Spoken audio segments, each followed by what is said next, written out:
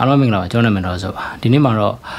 AirPods 2 AirPods Pro First Gen နဲ့ AirPods Pro Second Generation တွေမှာသူရဲ့ earpiece လေးတွေပြတ်သွားလို့ပဲဖြစ်ဖြစ်ပျောက်သွားလို့ပဲဖြစ်ဒါမှမဟုတ် charging case တစ်ခုလုံးပြတ်သွားလို့ပဲဖြစ်ပျောက်သွားလို့ပဲအချိန်မှာ AirPods ကနေပြီး spare part တွေ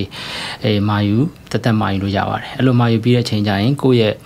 လက်ရှိကြံခဲ့တဲ့ဒီ AirPods ပစ္စည်းအဟောင်းရဲ့ system ထဲမှာဒီ spare part အသစ်နဲ့ပြန်ပြီးတော့ပေါင်းတဲ့အကြောင်းလို့ရတဲ့ tutorial လေးကိုအခုဗီဒီယိုမှာပြောသွားကြပါမယ် The story you're about to hear is true. Only the names have been changed. Only the names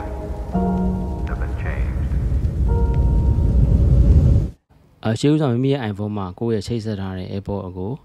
Bluetooth setting မှာဝင်ပြီးတော့မှပထမဆုံးအနေနဲ့ forward device လုပ်ပေးရမှာဖြစ်ပါတယ်ဒီလိုမျိုးအဆင့်လေးလုပ်ပြီးမှသာလေကိုမာယူလိုက်တဲ့ AirPods spare part အသစ်ကိုကိုယ့်ရဲ့ system အဟောင်းထဲမှာဝင်ပြီးတော့ချိတ်ဆက်တဲ့အဆင့်ကိုဆက်ပြီးတော့လုပ်ရမှာဖြစ်ပါတယ်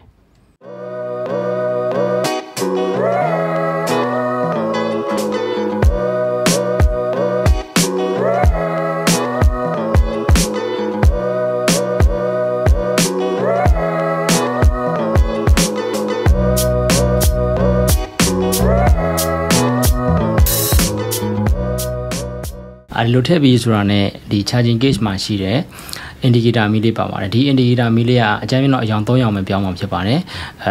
flash amber လို့ခေါ်တဲ့ဒီပြင်းရောင်ပုံစံလေးနောက်တစ်ခုက flash white အလုံးဝအဖြူရောင်လေးနောက်တစ်ခုက battery အားနည်းတဲ့အချိန်ကျရင်ပြလေးရှိတဲ့အနီရောင်လေးဒီ3ရောင်ပဲပြောင်းမှာဖြစ်တဲ့အတွက်ဒီ earpiece လေးကိုကထည့်လိုက်ပြီဆိုတာနဲ့ပထမဆုံးအနေနဲ့တော့ flash amber ပြောင်းအောင်မှာဖြစ်ပါတယ်နောက်က setup button လေးကိုဖိထားလိုက်မယ်ဆိုရင်တော့အဖြူရောင်မီးလေးflash white အနေနဲ့ပြောင်းအောင်မှာဖြစ်ပါတယ်တကယ်လို့အဲ့လို flash white မပြောင်းဘူးဆိုရင်တော့ကိုယ့်ရဲ့ဒီ AirPods ကို charging case ကိုမိနစ်20လောက်အားသွင်းမှာဖြစ်ပါတယ်အားသွင်းတဲ့ချိန်ကျရင်လည်းကွန်ပျူတာမှာပဲထိုးပြီးအားသွင်းမယ်ဆိုလည်းသွင်းလို့ရပါတယ်သွင်းပြီးတော့အဲ့လိုမိနစ်20ကြာပြီဆိုမှတစ်ခေါက်ပြန်ပြီးတော့အခုစင်ကိုပြန်လုပ်ပါမယ်အခုစင်ကိုပြန်လုပ်တဲ့ချိန်ကျရင်တော့ flash white ပြောင်းသွားပြီဆိုတာနဲ့ကိုယ့်ရဲ့ပေးမဲ့ကိုယ့်ရဲ့ iPhone ရဲ့ဒီ setup screen လေးမှာ Bluetooth ဖွင့်ထားပြီးဆိုတော့ね setup နောက်က AirPods case မှာပါတဲ့ setup button လေးကိုဖိထားပြီးဆိုတာနဲ့အဲ့လိုလျောက် setup animation icon လေးတက်လာမှာဖြစ်ပါတယ်ဒါဆိုရင်တော့ခါတိုင်း AirPods ကိုစပြီးတော့ activate လုပ်ပြီးတော့ setup လုပ်တဲ့ပုံစံတိုင်းပဲဆက်ပြီးလုပ်သွားတာနဲ့ကိုယ့်ရဲ့ AirPods အဟောင်းနဲ့ကိုဝင်လိုက်တဲ့ AirPods မှာလိုက်တဲ့ product အသစ်နဲ့ဒီ system တစ်ခုထဲမှာဖြစ်ပြီးတော့တခါတည်းချိတ်ဆက်ပြီးတော့ပုံမှန်တိုင်းပဲအသုံးပြုလို့ရသွားမှာဖြစ်ပါတယ်ကိုယ့်ရဲ့ AirPods 2 AirPods Pro နဲ့ AirPods Pro First Gen Second Gen ရဲ့ parts တွေပျက်စီးသွားလို့ဒါမှမဟုတ်ပျောက်ဆုံးသွားခဲ့မယ်ဆိုရင်အခု tutorial တိုင်းပဲပဲပြီးတော့ဆက်လုပ်လို့ရပါတယ်ဒီလိုမျိုး official spare part တွေကိုကျွန်တော် Dr.Mac မှာတကယ်လို့ကိုလိုမဲ့အပိုင်းတွေကိုမှာယူမယ်ဆိုရင်လည်းကိုယ့်ရဲ့လက်ရှိချိတ်ဆက်ထားတဲ့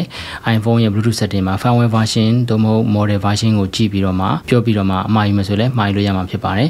ကျွန်တော်တို့ Dr.Mac ကနေပြီးတော့အဲ့လိုမျိုးမှာယူတဲ့ဟာဆိုရင်လည်းအာမခံနဲ့ရောင်းချပေးမှာဖြစ်ပါတယ် warranty လည်းထုံးစံတိုင်းပဲပါမှာဖြစ်ပါတယ်အခုလို့ကျွန်တော်ဒီပြန်ပတ်သက်တဲ့ video ကိုကြိုက်တဲ့ဆိုရင် Dr.Mac YouTube channel like subscribe ပြုလုပ်ပေးတာပါDr.Mac money လောကဝင်ရောက်ယူပြီးတော့ကျွန်တော် Dr.Mac ကရောင်းချတဲ့product တွေရော